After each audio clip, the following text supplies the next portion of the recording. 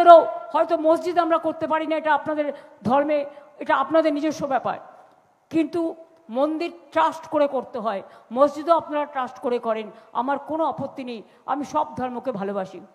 দুর্গা অঙ্গনের কাজ শুরু হয়ে গেছে, মহাকাল মন্দির করে দিচ্ছি শিলিগুড়িতে। ভারতবর্ষের যত শিবলিঙ্গ আছে সব শিবলিঙ্গর আদলে ওখানে তৈরি হচ্ছে বিরাট মহাকাল মন্দির। এত বড় মহাদেব কোথাও খুঁজে পাবেন না। জগন্নাথ ধাম তৈরি করে দিয়েছি, আপনারা গেছিলেন, অনেকে যাননি, যাবেন।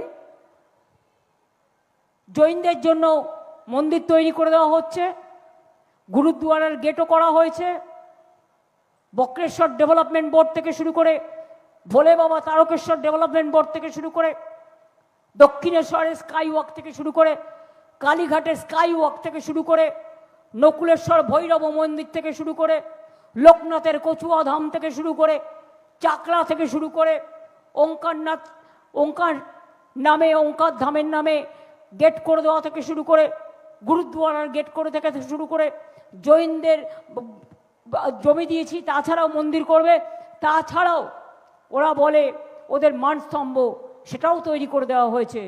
মুসলিমদের জন্য ঐক্যশ্রী স্কলারশিপ আছে, আপনাদেরও অনেক বেরিয়াল গ্রাউন্ড হয়েছে, আপনাদেরও হয়তো মসজিদ আমরা করতে পারি না, এটা আপনাদের ধর্মে, এটা আপনাদের নিজস্ব ব্যাপার, কিন্তু মন্দির ট্রাস্ট করে করতে হয়, মসজিদও আপনারা ট্রাস্ট করে করেন, আমার কোনো আপত্তি নেই, আমি সব ধর্মকে ভালোবাসি।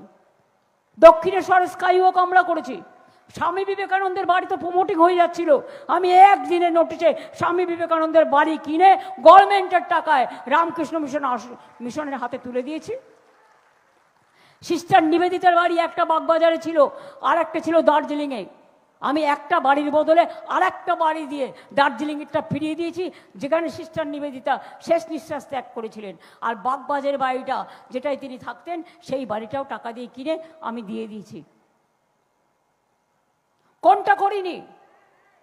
মায়েশের রথ থেকে শুরু করে, ব্যান্ডেল চার্চ থেকে শুরু করে, দুর্গা পুজো থেকে শুরু করে, ক্লাবগুলো কেন টাকা পাবে? চলে গেল কোর্টে। জগন্নাথ ধাম কেন হবে? চলে গেল কোর্টে। শুধু পিল খাচ্ছে, পিল খাচ্ছে, একটা চাকরি অ্যাডভার্টাইজমেন্ট বেরোলেই একটা পিল করে দিচ্ছে যাতে ওটা আটকে যায়। কেন ভাই এত হিংসে কেন? বাংলার জন্য এত হিংসে কেন? তাই আপনাদের পরিষ্কার আমি বলছি,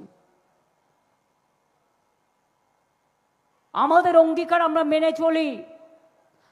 আমাকে এখনো 2 লক্ষ কোটি টাকার ওপর পাই, 6 লক্ষ কোটি টাকার ওপর শোধ করতে হয়েছে। তার মধ্যেও মনে রাখবেন, আমরা কিন্তু প্রত্যেকটা উৎসব পালন করি সম্মানের সাথে সাথে।